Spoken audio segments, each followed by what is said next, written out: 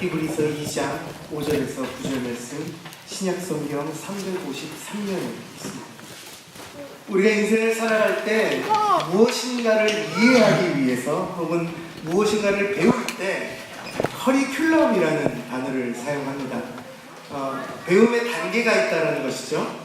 이것을 이해하지 않으면 다음의 것을 이해할 수 없는 것입니다. 아까 귀한 집사님께서 기타를 쳐주셨는데 그 음악의 구성들을 알지 못하면, 이해하지 못하면 코드를 이해할 수 없습니다. 우리 사랑하는 아이들이 학교에서 배우는 수학만 해도 덧셈을 배우지 않고는 뺄셈을 이해할 수 없는 것 같은 것이죠. 하나님께서는 우리 인생 가운데 이런 수많은 것들을 펼쳐주시면서 이것을 이해해야 다른 것을 이해할 수 있도록 그렇게 저희들을 만드시고 저희들의 인생에 수많은 것들을 그렇게 펼쳐주셨습니다. 오늘 읽었던 우리 히브리서, 이 히브리서의 저자는 예수님께서 받으신 하늘의 영광과 존귀를 이해하기 위해서 땅의 고난과 죽음을 이해해야 한다고 말씀하고 있습니다. 오직 죽음의 고난을 통해서 하나님의 영광과 존귀가 나타났기 때문에 이 영광과 존귀는 동시에 죽음과 고난의 예수로 연결되어진다는 것입니다. 이것을 설명하기 위해서 히브리서 기자는 6절에서 8절에 시편의 말씀을 인용하고 있습니다. 제가 시편의 말씀을 세 번역으로 읽어드리겠습니다. 사람이 무엇이기에 주님께서 이렇게까지 생각하여 주시며 사람의 아들이 무엇이기에 주님께서 이렇게 돌보아 주십니까? 주님께서는 그를 하나님보다 조금 못하게 하시고 그에게 존귀하고 영화로운 왕관을 씌워주셨습니다. 주님께서 손수 지으신 만물을 다스리게 하시고 그 모든 것을 그의 발 아래에 두셨습니다. 예수님의 삶은 이랬습니다. 예수님께서는 마구간에 오셨습니다. 호화로운 집을 버리시고 안락한 침실을 포기하시고 우리의 구원을 위해 마구간에 오셨다는 것입니다. 여우도 굴이 있고 공중을 나는 새도 깃들일 곳이 있지만 인자는 머리 둘 곳이 없다고 스스로 말씀하셨듯이 실로 예수님께서는 이 땅 가운데 자신의 머리를 둘 곳이 없으셨습니다. 그러나 그렇게 피곤하신 와중에도 하늘과 눈짓하시며 새벽 한적한 곳에서 열심히 기도하셨고 그리고 밤늦도록 기도하셨습니다. 먹을 것, 입을 것, 잠잘 곳마저 변변치 못한 상황에서도 예수님은 자신의 삶을 최선을 다해 사셨다는 것입니다. 예수님께서는 단지 그냥 자신의 인생만 열심히 사셨던 것이 아니라 다른 사람에게도 큰 관심을 보이셨습니다. 예수님께서는 이 땅에 12명의 제자를 훈련시키셨습니다. 그 와중에 한 제자는 예수님을 배신했습니다. 나머지 제자들 또한 무엇인가 그렇게 자랑할 만한 무엇인가를 하지는 않았습니다. 하지만 예수님께서는 그렇게 그 작은 무리들을 데리고 함께 사역하셨습니다.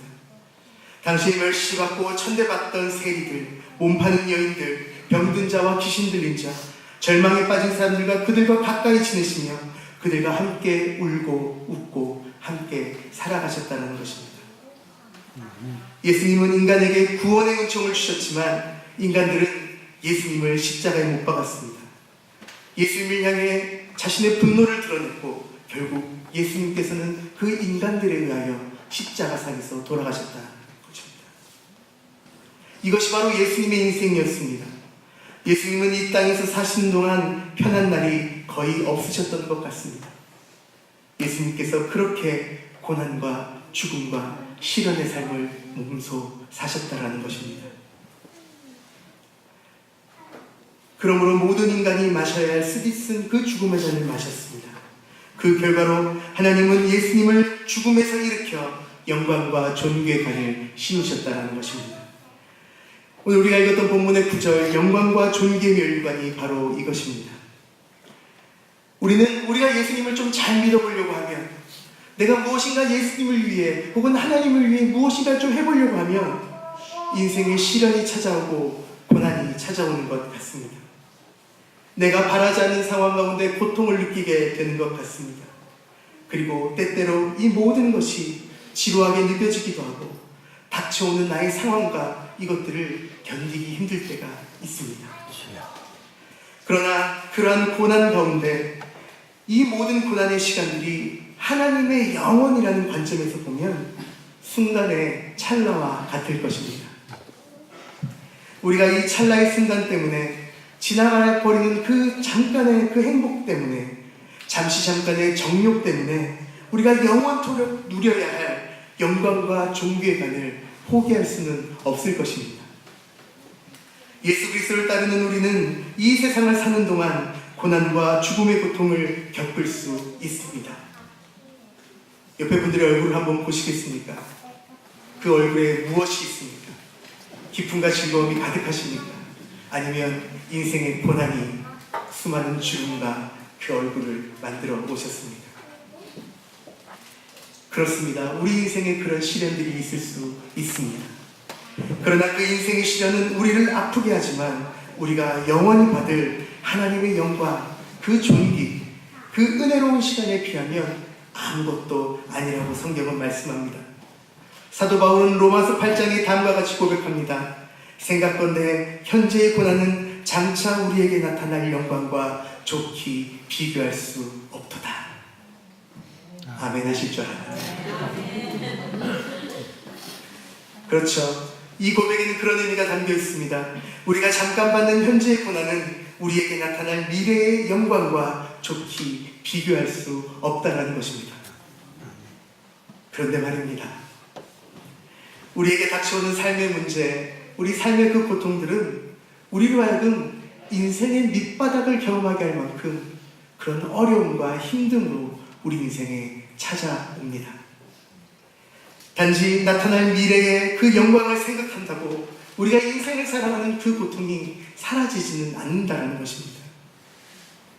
그렇다면 우리는 우리의 삶의 태도에서 어떻게 이 고통을 견뎌내며 그 문제를 하나하나 풀어가며 그 후에 나타날 영광과 존귀의 면류관을 소망할 수 있을까요? 시편 90편 12절에는 모세가 이렇게 기도했다고 합니다. 우리에게 우리날 개수함을 가르치사 우리로 지혜의 마음을 얻게 하여 주시옵소서. 오늘 이것이 인생의 문제 앞에 때론 그 고통 앞에 괴로워하면서도 하나님 나라를 소망하는 우리가 가져야 될 기도가 아닐까 생각해 봅니다. 하나님과 깊이 교제하는 사람은 인생의 시련 앞에 시대를 분별하고 말과 행동을 겸손히 하며 오직 선을 행함으로 하나님의 지혜로 이 삶을 살아가는 사람들이라는 것입니다. 예수님은 그 고통의 시간을 절대 홀로 지나치 않으셨습니다. 날마다 하늘에 계신 하나님과 서로 눈짓하며 그 고난의 길을 걸어가셨다라는 것입니다. 영광과 존귀가 부활하신 예수님이라면 죽음과 고난은 십자가에 죽으신 예수님의 모습입니다. 지금 인생에 받아야 하는 고난이나 죽음이나 아픔이 있다면 우리는 그것을 통해 예수님의 십자가에 동참하고 있다고 봐도 과언이 아닌 것입니다. 우리가 그러하기에 이 고난 중에, 이 고통 중에, 이 인생의 삶 중에 하나님께 지혜를 구해야겠습니다. 우리 인생의 환난의 시간에 모세처럼 하나님의 지혜를 구하며 하루하루를 살아갈 때 주님은 우리에게 인내할 힘과 지혜를 주실 것입니다.